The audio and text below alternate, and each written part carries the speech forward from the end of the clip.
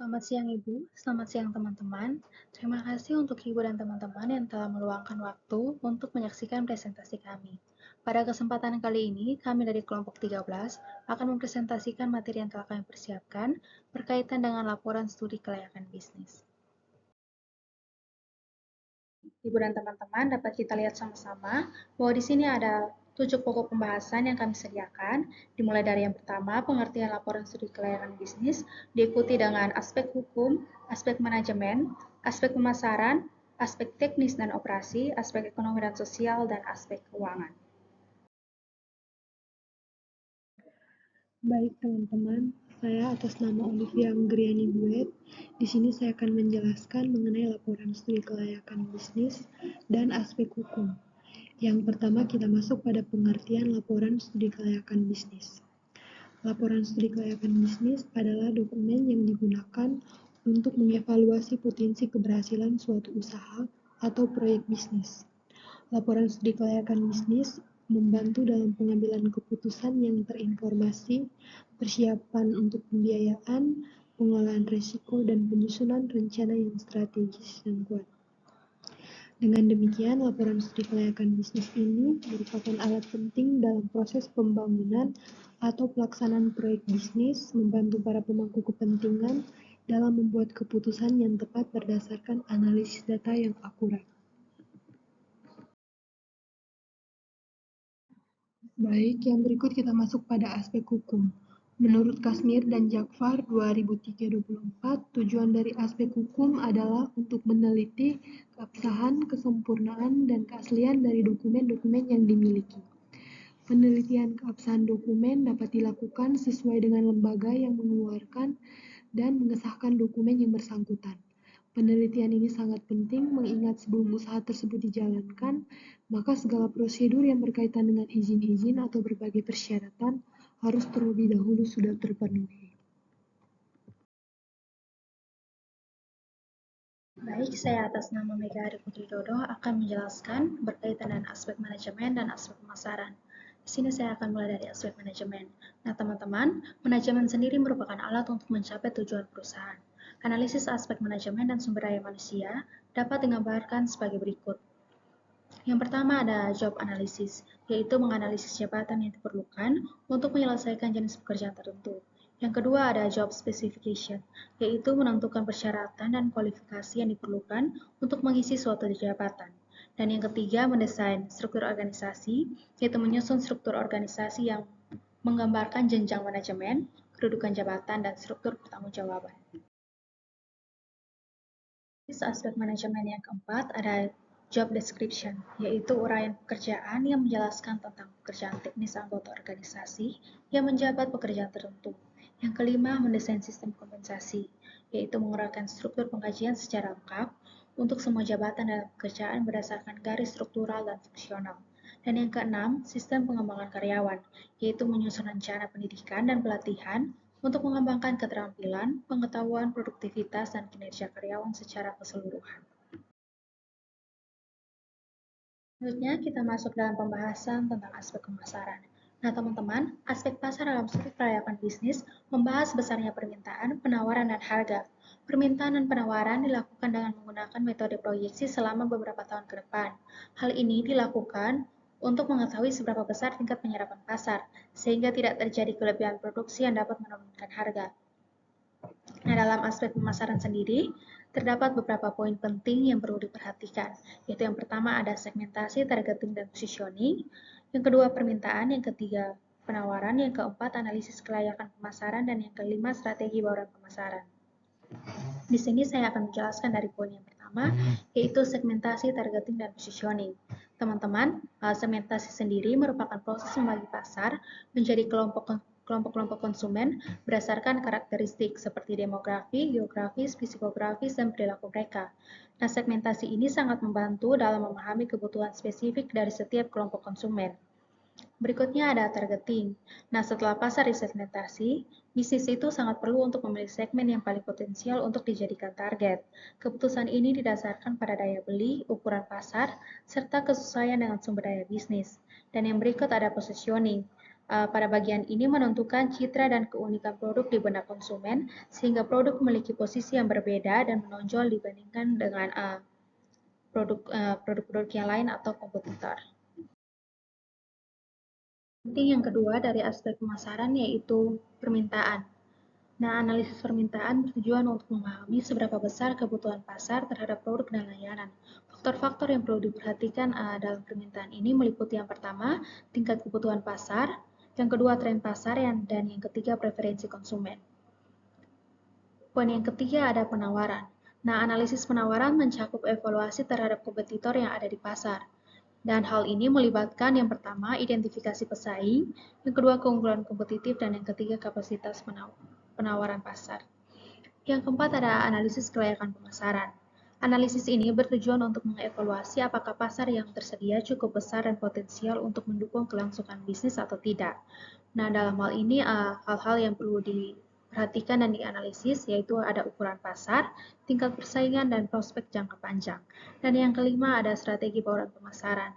Nah, strategi bauran pemasaran sendiri sering kita kenal sebagai 4P yang digunakan untuk mengembangkan rencana pemasaran yang terintegrasi, yaitu ada product, price, promotion, dan place.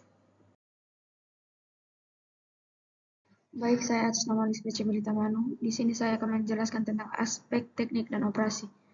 Aspek teknik atau operasi juga dikenal sebagai aspek produksi, penentuan kelayakan, teknik, dan operasi perusahaan, menyangkut hal-hal yang berkaitan dengan teknik atau operasi secara umum. Ada beberapa hal yang hendak dicapai dalam penelitian aspek teknik atau operasi, yaitu pertama, agar perusahaan dapat menentukan lokasi yang tepat, baik untuk lokasi pabrik, gedung, cabang, maupun kantor pusat. Yang kedua, agar perusahaan dapat menentukan layout yang sesuai dengan proses produksi yang dipilih sehingga dapat memberikan efisiensi. Yang ketiga, agar perusahaan bisa menentukan teknologi yang paling cepat dan tepat dalam menjalankan produksinya. Yang keempat, agar perusahaan bisa menentukan metode persediaan yang paling baik untuk dijalankan sesuai dengan bidang usahanya. Dan yang terakhir, agar dapat menentukan kualitas tenaga kerja yang dibutuhkan sekarang dan di masa yang akan datang. Baik, materi selanjutnya adalah aspek ekonomi dan sosial. Setiap usaha yang dijalankan tentunya akan memberikan dampak positif dan negatif. Dampak positif dan negatif ini akan dapat disarankan oleh berbagai pihak, baik perusahaan sendiri maupun pemerintah, ataupun masyarakat luas. Oleh karena itu, aspek ekonomi dan sosial ini perlu dipertimbangkan karena dampak yang ditimbulkan nantinya luas apabila salah dan melakukan penilaian. Secara garis besar, dampak dari aspek ekonomi dan adanya suatu usaha dan investasi antara lainnya, yang pertama dapat meningkatkan ekonomi rumah tangga. Yang kedua, menggali, mengatur, dan menggunakan ekonomi sumber daya alam. Yang ketiga, meningkatkan perekonomian pemerintahan baik lokal maupun regional. Yang keempat, pengembangan wilayah. Sedangkan dampak sosial dengan adanya suatu proyek atau investasi antara lain, yang pertama adanya perubahan demokrasi, yang kedua perubahan budaya, kesehatan masyarakat. Baik, saya atas nama James Arnoldus akan membawakan materi tentang aspek keuangan. Yang pertama itu adalah aliran kas, yaitu perhitungan terhadap aliran kas yang dilakukan karena pentingnya laba dalam akuntansi sama dengan pengertian kas masuk bersih bagi investor atau yang justru lebih penting untuk diketahui. Hal ini menjadi wajar karena hanya dengan aliran kas bersih, perusahaan dapat membiayai kewajiban keuangan. Dan yang kedua ada net benefit cost ratio. Nilai benefit cost ratio menggambarkan tingkat perbandingan keuntungan terhadap biaya yang dikeluarkan suatu proyek. Apabila benefit cost ratio lebih besar dari 1, maka proyek tersebut dinyatakan layak dilanjutkan karena menguntungkan. Yang ketiga ada payback period. Metode payback period merupakan teknik penilaian terhadap jangka waktu pengembalian investasi suatu proyek atau usaha. Perhitungan ini dapat dilihat dari perhitungan kas bersih yang diperoleh setiap tahun. Kemudian saya akan membawakan materi tentang aspek keuangan. Yang pertama itu adalah aliran kas atau cash flow, yaitu perhitungan terhadap aliran kas yang sangat penting untuk dilakukan karena arti laba dalam akuntansi tidak sama dengan pengertian kas masuk bersih bagi investor yang justru lebih penting untuk diketahui. Hal ini menjadi wajar karena hanya dengan aliran kas bersih perusahaan dapat membiayai kewajiban keuangannya. Yang kedua adalah benefit cost ratio. Benefit cost ratio menggambarkan tingkat perbandingan antara keuntungan terhadap biaya yang dikeluarkan dari suatu proyek. Apabila net benefit cost ratio lebih besar dari 1, maka proyek tersebut dinyatakan layak untuk dilanjutkan karena menguntungkan. Berikut adalah payback period. Metode payback period merupakan teknik penilaian terhadap jangka waktu atau periode pengembalian investasi suatu proyek atau usaha. Perhitungan ini dapat dilihat dari perhitungan kas bersih yang diperoleh setiap tahun. Dan yang keempat ada net present value. Terdapat beberapa pengertian dalam metode net present value sebagai berikut. Yang pertama ada menurut Sayudin Alwi, net present value merupakan model perhitungan pola cash flow keseluruhan dari suatu investasi dalam kaitannya dengan waktu berdasarkan discount rate tertentu.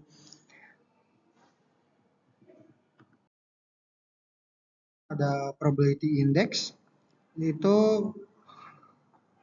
menurut Carl D. Dutchman tahun 2000, indeks keuntungan adalah rasio nilai sekarang dari arus kas bersih pada atau biaya masa depan terhadap pengeluaran awalnya. Kriteria nilai bersih sekarang investasi memberikan ukuran kelayakan proyek dalam nilai uang yang absolut, maka indeks keuntungan memberikan ukuran relatif dari keuntungan bersih masa depannya terhadap biaya awal. Dan yang terakhir adalah internal rate of return. Menurut Carl D. Dutchman tahun 2000, teknik anggaran modal yang mencerminkan tingkat pengendalian yang menyeimbangkan nilai masukan sekarang dengan keluaran sekarang. Pada dasarnya, internal rate of return harus dicari dengan cara trial and error.